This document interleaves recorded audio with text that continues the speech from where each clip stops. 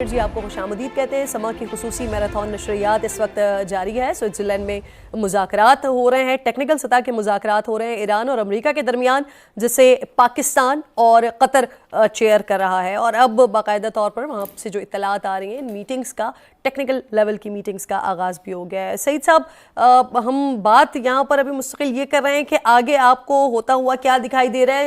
ये इस वक्त बड़ा क्रूशल टाइम है और जो दोनों तरफ से मामलात हैं वो भी हम इस वक्त देख रहे हैं कि इतने कोई आसान मामलात नहीं है, ये बड़ा पेचीदा मामला है। आपको क्या लगता है ये सॉल्यूशन कितना टाइम लेगा? 60 डेज का तो डोनाल्ड ट्रंप ही कह रहे हैं कि 60 दिन के अंदर अंदर ईरान जो है वो तय कर ले कि उसने क्या करना है, अदरवाइज वो फिर हमला कर सकते हैं। सना साहिबा, अगर जिस तरह आप बता रही हैं कि टेक्निकल ये टेक्निकल जो डिस्कशन आपस में है, सईद तो साहब ने इसका बताया। मतलब ये, सॉरी आई अपोलोजाइज। देखिए, अगर ये टेक्निकल नेगोशिएशन शुरू हो गई हैं तो इसका मतलब है कि पाकिस्तान जो है वो इस चीज के ऊपर, सॉरी, अमेरिका और ईरान दोनों इस चीज पे एग्री कर गए हैं कि वो अपनी पार्टीज को वो मनवाएंगे जो कि वो एग्री करेंगे।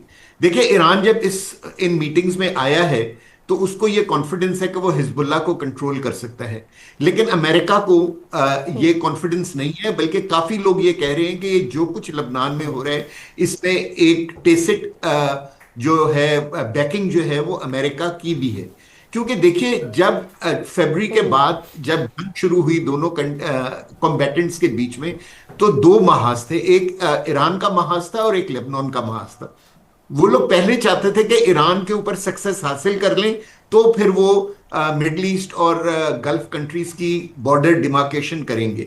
लेकिन जब उनको ईरान में समझ में नहीं आया या वो कुछ हासिल नहीं कर सके तो उन्होंने लेबनान के अंदर अपनी एडवांस को बढ़ाया।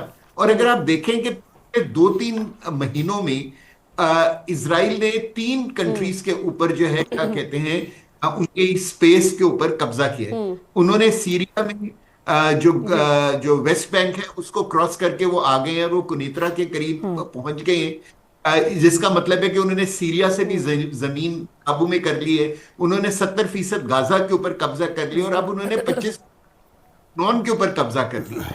सो ये एक ऐसी चीज है जो वहां के लोगों को कबूल नहीं है।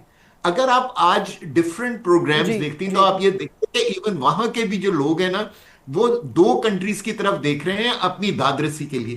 पहला पाकिस्तान और दूसरा ईरान। क्योंकि उनको पता है कि इस वक्त जो वहां की आर्मीज हैं, बेशक सीरियन आर्मी हो, जॉर्डेनियन आर्मी हो, इजिप्शियन आर्मी हो या गल्फ कंट्रीज की आर्मी हो, उनमें से कोई भी नहीं खड़ा होना चाहता इस वक्त इजराइल के खिलाफ। और अगर कोई खड़ा है जो उनके हकूक के लिए लड़ रहा है वो पाकिस्तान है एंड पर से ईरान है। सो अब जो है गल्फ कंट्रीज को जो है ना एक फैसला लेना होगा जल्द या बादेर, कि अगर वो फाइनल जंग हो जिसकी तरफ हम सब आपके प्रोग्राम में भी पहले भी इशारा करते रहे हैं कि एक ईरान और इजराइल की फाइनल जंग होनी है, उस जंग में गल्फ किधर। ये बड़ी इंपॉर्टेंट बात आपने की सर कि अमन के लिए तो जब पाकिस्तान ने स्टेप फॉरवर्ड किया तो उसके बाद तमाम गल्फ कंट्रीज भी पाकिस्तान के पीछे खड़े हुए और उन्होंने अपनी यूनिटी का मुजाहिरा किया अमन के लिए। लेकिन अब इस मामले में भी ये देखना होगा कि गल्फ कंट्री किस तरफ जाते हैं। बहुत शुक्रिया आपका सईद साहब, आप साथ मौजूद थे। बड़ा इंपॉर्टेंट स्टेटमेंट आ रहा है। नायब वजीर आजम इसहाक डार साहब कह रहे हैं कि अमरीका और ईरान के दरमियान मामलात में अच्छी पेशरफ्त हो रही है और उम्मीद है कि फरीकैन हतमी मुआहदे तक पहुंच जाएंगे।